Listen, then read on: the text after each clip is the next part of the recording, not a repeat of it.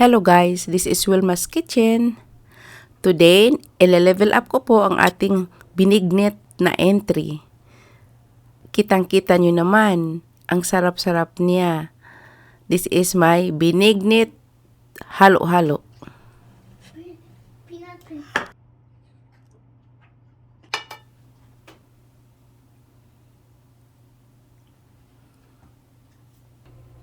Yung ginawa ko lang guys, noong part 1 is gumawa tayo ng tapioca pearl and glutinous rice. Tapos, i-add na natin yung ating mga mixed fruits like sweetened banana, kernel, and then yung halo-halo mix. It's a mixed fruit. And then, purple yam.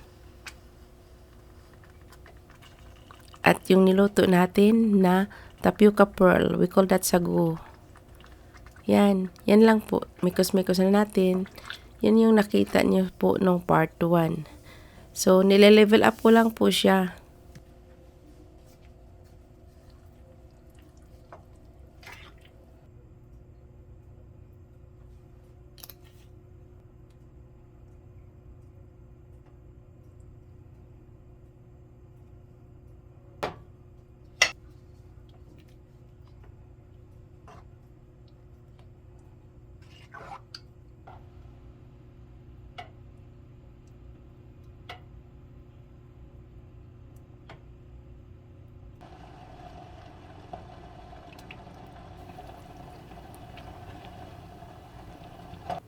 This time guys, nag-prepare lang tayo ng sweet mango.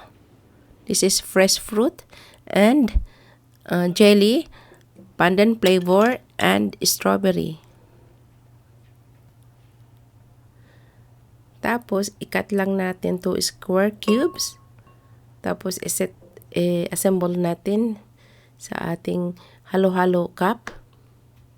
Yan, ganyan. Tapos, ito na yung ating most awaited halo-halo. Yan. Tapos, lagyan natin ng toppings ulit na jelly and mango. Yan, ready to eat na siya. Yan na yung halo-halo ko. Super refreshing guys. And super yummy. Thank you for watching at Wilma's Kitchen. Enjoy po kayo. Happy Holy Week!